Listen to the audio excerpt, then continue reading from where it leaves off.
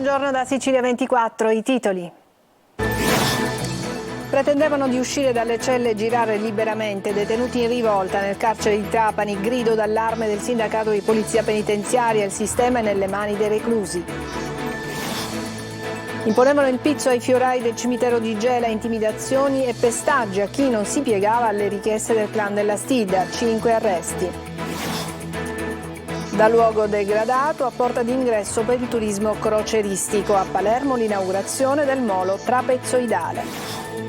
Picchiate e violentate, vittime di uomini violenti. In Sicilia nei primi 6 mesi di quest'anno sono già 7 le donne uccise. A Sicilia 24 il comandante dei carabinieri di Piazza Dante, denunciate, sarete tutelate. Senza casa e senza futuro, a Catania oltre 500 sfratti in un anno. I sindacati denunciano la mancanza di alloggi popolari e chiedono un censimento del patrimonio immobiliare del comune. Giornate fai di autunno a Siracusa, apre le sue porte la chiesa del Collegio dei Gesuiti, il più grande edificio barocco della città. Calcio, allenamento al Massimino e poi la trasferta per la partenza per la Campania per la sfida alla capolista Juve Stabia. A Castellammare il Catania va in cerca di riscatto.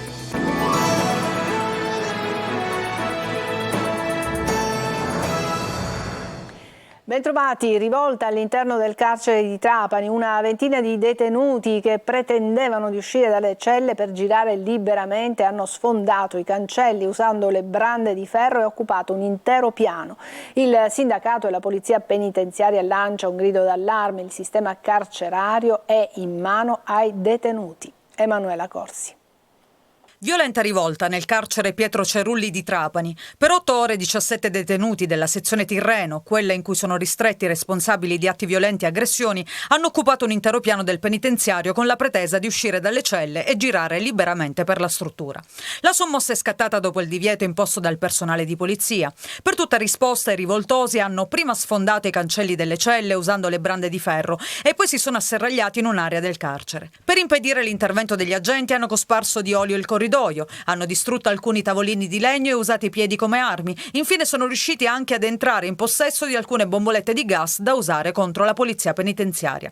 Violenze e tensioni sono andate avanti fino alle 2 di notte, quando grazie all'opera di mediazione del direttore delle forze dell'ordine gli animi si sono placati. I detenuti, per lo più catanesi, già in passato si erano macchiati di azioni violente contro la polizia penitenziaria. Detenuti che non si vogliono reinserire nella società, che continuano a macchiarsi di reati all'interno del carcere, devono essere rinchiusi in sezioni speciali con un trattamento penitenziario speciale. Non ho disdegnato di dire che le carceri sono in mano ai delinquenti, perché grazie a un certo buonismo e una certa scuola di pensiero che per ogni azione che noi dobbiamo fare, ieri sera non siamo potuti intervenire con scudi e manganelli perché probabilmente poi qualcuno si sarebbe svegliato e ci avrebbe accusato di essere dei torturatori. Il sindacato chiede una modifica dell'articolo 613 bis del codice penale in caso di rivolte. Ci siamo bloccati perché probabilmente c'è qualche vulnus legislativo che non ci consente di usare la forza come accade le altre forze di polizia quando sono in servizi di ordine pubblico negli stadi o nelle piazze. Sullo sfondo c'è la grave carenza di organico, così come nel resto d'Italia. Nella casa circondariale Pietro Cerulli, dove sono detenute circa 560 persone, ci sono soltanto 80 agenti penitenziari in servizio che operano su 4 turni. Raid punitivo a Gela nei confronti di un fioraio del cimitero e dei suoi familiari. L'uomo si era rifiutato di pagare il pizzo ad esponenti della Stida. 5 le persone arrestate. Gerry Italia. Se vuoi continuare a vendere i fiori devi pagare. C'è l'ombra del racket dietro la violenta aggressione subita mesi fa dal titolare di una rivendita di fiori che si trova nel perimetro esterno del cimitero Farello di Gela.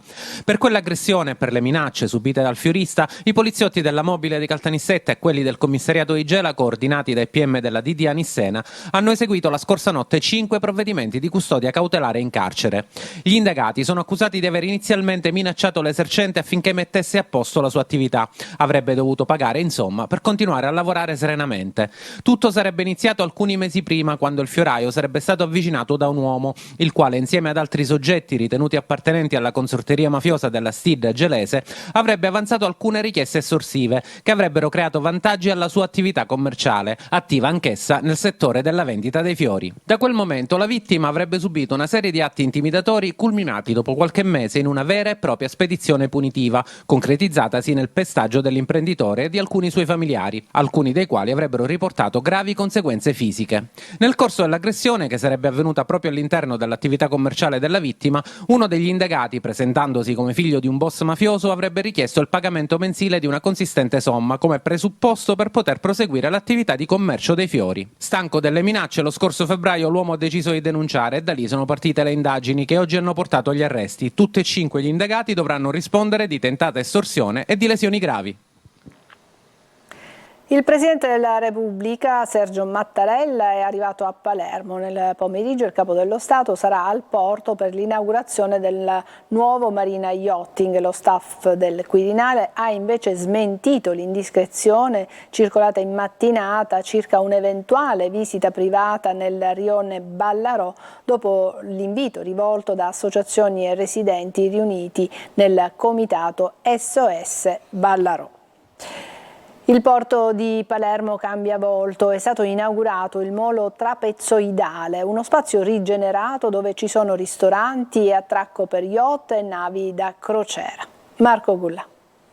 Da luogo squalificato e dismesso a porta d'ingresso per il turismo crocieristico, il porto di Palermo si prepara ad abbracciare la città, a ricongiungersi con i palermitani e lo fa inaugurando un'opera tra le più significative per la rinascita del porto, il cosiddetto molo trapezoidale, un intervento di rigenerazione urbana inserito nel piano industriale da €1 miliardo varato nel 2018. Uno spazio rigenerato che si sviluppa su 45.000 metri quadrati di superficie, con 3 ristoranti a bordo acqua, 14 approdi per mega yacht e un convention center con al piano superiore un teatro all'aperto che può ospitare spettacoli fino a 300 invitati. Nel pomeriggio sarà inaugurato alla presenza del Presidente Sergio Mattarella e del Ministro delle Infrastrutture Matteo Salvini, un'opera voluta fortemente dal Presidente dell'Autorità Portuale della Sicilia occidentale. Il nostro obiettivo era proprio questo, rompere quella conflittualità che ho trovato, che era nelle carte, negli incartamenti con il ricorso al TAR verso il piano regolatore del nostro porto da parte del Comune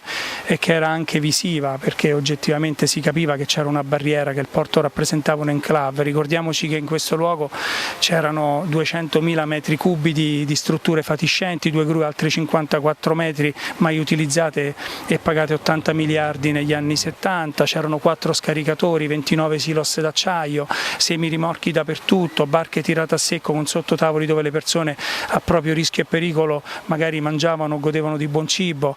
E oggi questo spazio rigenerato si presenta così, un salotto che potrà essere frequentato dai cittadini. Cosa può dare a Palermo appunto questo molo? Può dare tutto, può raccontare innanzitutto che le cose si possono fare, può raccontare, può far comprendere che in luoghi come questi ci lavoreranno circa 1000 persone, può raccontare che l'economia reale è possibile creare e che si deve vivere in questa terra con la creazione di economia reale e non con l'assistenza. Nel pomeriggio il taglio del nastro con Mattarella e Salvini. Violenza sulle donne, ce ne occupiamo per dare voce alle storie drammatiche di chi ha la forza di denunciare e salvarsi. A Catania i carabinieri di Piazza Dante lanciano un appello: non abbiate timori, sarete tutelate. Giusy Lazzara. Mia o di nessun altro, mesi di persecuzioni, pedinamenti e telefonate a tutte le ore. Questo il lungo incubo di una donna di Catania che è riuscita a sfuggire alla furia del suo ex. Un'ossessione violenta con aggressioni, una volta le ha stretto le mani al collo, l'ultima in piena notte, fin dentro casa le minacce. Prendo il coltello e tu e tua madre piangerete. Vi brucio e vi ammazzo, non ho nulla da perdere. E il terrore era diventato insopportabile. La donna è andata a denunciare ai carabinieri della compagnia di Piazza Dante. Mi ha colpito una serie di violenze psicologiche oltre a quelle fisiche, violenze che aumentavano progressivamente con il passare dei giorni e che hanno poi suscitato nella donna la consapevolezza di dover denunciare. L'autore, che poi è stato rintracciato dopo alcuni giorni di serrate ricerche, è sottoposto al provvedimento cautelare presso il carcere di Catania. Difficile denunciare per tante donne che preferiscono, pur di mantenere unita la famiglia e tutelare i figli, andare avanti nonostante la sofferenza. In Sicilia nei primi 6 mesi di quest'anno sono già 7 le vittime uccise. La maggior parte dei femminicidi viene commessa nell'ambito dei nuclei familiari, quindi in un contesto affettivo. Questo è il dato più importante, il dato che ci fa capire che questi reati maturano in un contesto di tipo familiare e che è lì che si devono cogliere i segnali spia. Un fenomeno trasversale che coinvolge sempre più giovani. L'appello è quello di vincere la ritrosia nel denunciare, quello di affidarsi all'Arma dei Carabinieri per avviare questo percorso, un percorso che poi potrà portare alla riconquista di diritti che sono stati negati per troppo tempo. È un percorso che allo stesso tempo permetterà di assicurare la giustizia irresponsabile e che darà dignità alla donna che ha subito violenza, vessazioni.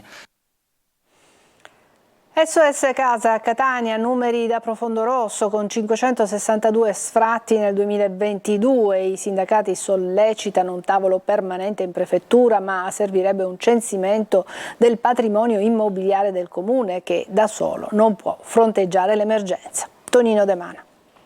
Era nell'aria da tempo, ora l'emergenza sfratti a Catania è esplosa in tutta la sua drammaticità, con numeri da profondo rosso, 2026 richieste di esecuzione e 562 sfratti eseguiti nel 2022, più 263%.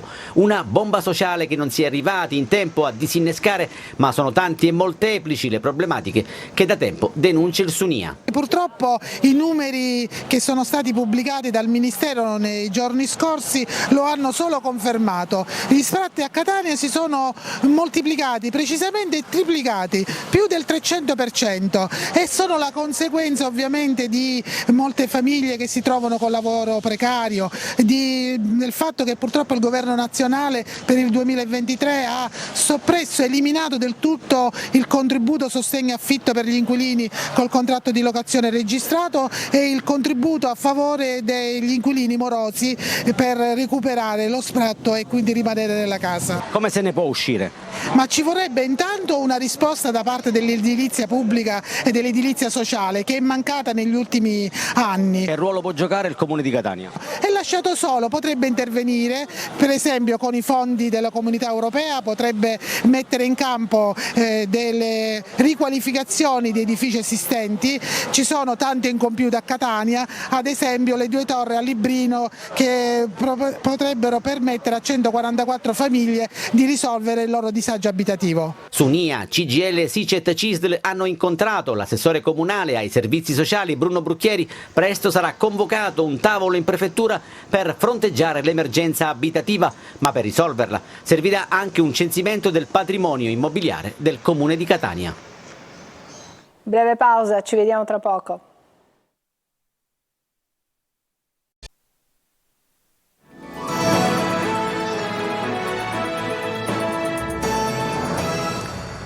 Seconda parte di Sicilia 24, conclusi i lavori di riqualificazione in piazza Sciascia sul lungomare di Catania, che è stata consegnata questa mattina alla città alla presenza del sindaco Trantino e dell'assessore allo sport e alle politiche comunitarie Parisi. Gli interventi realizzati grazie ai fondi dell'Unione Europea hanno permesso di allargare le aree di verde pubblico, l'impianto di illuminazione a LED, l'installazione di colonnino per la ricarica dei mezzi elettrici leggeri. Sono state inoltre installate attrezzature sportive per gli adulti e ludiche per i bambini. I lavori di riqualificazione hanno permesso di abbattere anche le barriere fisiche. Senza casa e senza futuro, sit-in in via Etnea a Catania a manifestare sindacati e studenti che lamentano pochi alloggi per universitari e contratti spesso in nero e in abitazioni fatiscenti. Tonino De Mana. In tempi non sospetti, a luglio, CGL e Sunia avevano organizzato una conferenza stampa sull'emergenza alloggi per gli studenti fuori sede di Catania.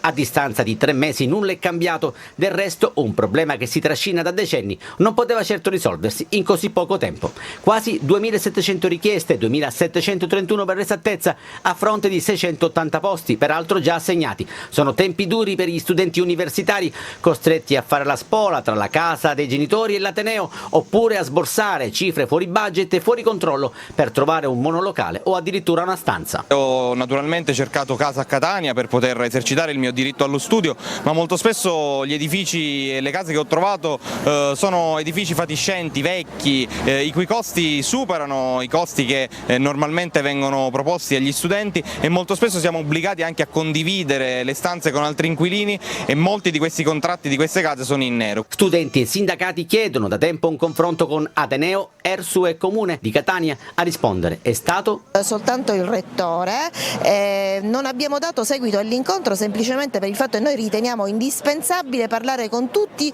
i soggetti insieme e contemporaneamente, cioè l'Ersu, il Comune di Catania e anche la rappresentanza della Regione Sicilia, che ha un ruolo importante in questa vicenda. E poi c'è anche un sottobosco di questi ragazzi che vanno in alloggi a volte in nero, a volte anche poco accoglienti. Ma questo riguarda il mercato del lavoro delle locazioni di Catania, che è un mercato abbastanza irregolare, quindi è logico che i ragazzi cercano di accontentarsi. In mattinata sit-in in via Etnea si chiede a gran voce l'aumento dei posti letto e la realizzazione di residenze universitarie, magari accedendo ai fondi del PNRR. La SIBEG ha illustrato questa mattina il rapporto socio-economico dell'azienda che da anni investe in Sicilia. Oggi se ne è discusso con i rappresentanti istituzionali e imprenditoriali e sono state lanciate nuove sfide. Simona Mazzone. Valiamo tanto sul territorio, valiamo un 0,06 del PIL della Sicilia, ribaltiamo di redditività sul territorio 36 milioni e creiamo 1090 posti di lavoro tra diretto e indiretto e tocchiamo più di 2200 famiglie. Numeri importanti dettati dall'ambizione di SIBEG, che da oltre 60 anni si confronta giornalmente con il territorio, mettendo in campo nuove sfide che consentono all'azienda di crescere sia a livello occupazionale che produttivo. E nel corso di un dibattito in sede che si sono confrontati i rappresentanti delle istituzioni e delle imprese sull'indotto che deriva dalla presenza di una realtà come questa, guidata dagli anni 70 dalla famiglia Busi sull'isola. È una sfida che noi abbiamo saputo cogliere nel 1975 e tutti questi anni, decenni ormai, ci hanno solo premiato, perché il territorio è un territorio talmente valido, talmente importante, merita un grande sviluppo e noi ci proviamo. Un'impresa italiana che esprime la grande duttilità del nostro sistema imprenditoriale e che risponde con la tradizione dei territori alla domanda globalizzata, l'ha definita il ministro del Made in Italy Adolfo Urso, mentre in apertura dei lavori il sindaco trantino ha parlato dell'importanza di valorizzare la zona industriale, dove è presente l'azienda in vista di un progetto da realizzare. Intanto la SIBEG, che produce in bottiglie e distribuisce la Coca-Cola per i suoi obiettivi green, ha stabilito investimenti mirati. Un piano ben dettagliato di investimenti sulla nostra transizione ecologica. Noi saremo la prima azienda in Sicilia a raggiungere zero emissioni entro il 2030. Già in molti campi l'azienda ha adottato una politica di sostenibilità, utilizzando ad esempio il 100% di plastica riciclata per imballaggi e confezioni. La chiesa del Collegio dei Gesuiti di Siracusa sarà uno dei siti aperti per le giornate FAI d'autunno. Chiusa da 40 anni, siamo entrati in anteprima con le nostre telecamere alla scoperta del più grande edificio barocco della città. Francesco Aloi. Il portone si apre solo per noi, così scopriamo la chiesa del Collegio dei Gesuiti, chiusa da decenni.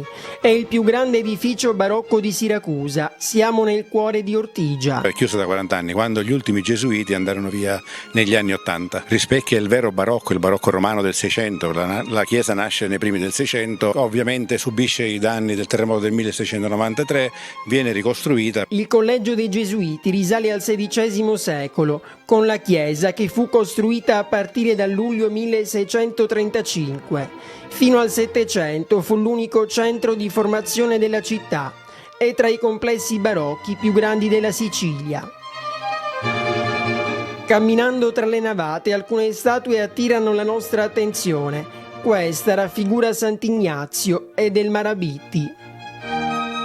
I capitelli decorati tipici del barocco, ma anche i marmi policromi, tutto ha un significato. Gli altari sono ricchi di simbologia e ogni altare racconta una storia, come per esempio l'altare di San Francesco Saverio, dove è rappresentato un granchio che porge un crocifisso appunto a San Francesco Saverio. Si racconta che arrivando alle isole Molucche una tempesta mentre erano in mare li coinvolse, lui si piegò per poggiare sul mare il crocifisso, ma le onde glielo portarono via dalle mani. Arrivate in spiaggia e calmata la tempesta, un granchio restituì il crocifisso a San Francesco Saverio. Tornando alla facciata esterna, non è mai stata completata. L'imponenza dell'edificio comunque è molto evidente. E l'idea era anche dei gesuiti quella di comprare l'intero quartiere di fronte alla chiesa per fare un'enorme piazza.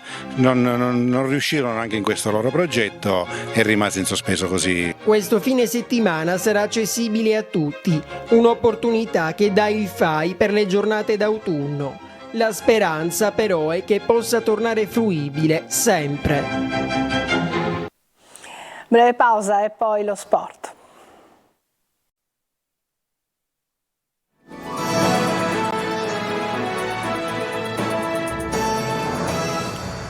Eccoci al calcio. Catania in partenza per la Campania nel pomeriggio dopo l'ultimo allenamento in sede e la conferenza stampa pre-gara dell'allenatore Tabbiani. Domenica la sfida alla capolista del girone, la Juve Stabia. Francesco Triolo. Il programma di partenza non è cambiato nonostante lo slittamento della partita contro la Juve Stabia domenica, ma adeguato. Il Catania così effettuerà la seduta di rifinitura direttamente in Campania. A Castellammare di Stabia i rossazzurri si giocano una bella fetta di fiducia perché il pareggio contro il Latina ha fatto masticare amaro qualcuno. Contro la capolista sarà una partita complicata, difficile perché l'avversario attraversa un periodo di particolare entusiasmo. Costruita per centrare la salvezza, la squadra allenata da Guido Pagliuca invece si ritrova prima in classifica e neanche il pareggio ottenuto a Brindisi sembra aver scalfito l'euforia in casa delle Vespe, e questo lo sa bene il tecnico rossazzurro Tabbiani. Partita difficile, si diceva, anche perché il Catania dovrà affrontarla senza i suoi tifosi. La trasferta infatti è stata vietata ai residenti nella provincia etnea. La Juve Stabia ci arriva con 2 squalificati, soprattutto l'attaccante Federico Romeo fermato per 3 turni, oltre l'esterno classe 2005 Pasquale Marranzino. Pagliuca ha manifestato un cauto ottimismo circa le condizioni di Leone e Piovanelli, entrambi con buone chance di recupero. A proposito di recuperare giocatori, Tabbiani in casa Catania spera di avere a disposizione anche De Luca e Rizzo, soprattutto da inserire nella lista dei convocati che sarà ufficializzata domani dopo la rifinitura. 2 pedine in più per affrontare una gara che potrebbe avere bisogno di tutti. Ci fermiamo qui, è tutto per questa edizione di Sicilia 24. Grazie per averci seguito, a tutti l'augurio di un buon pomeriggio.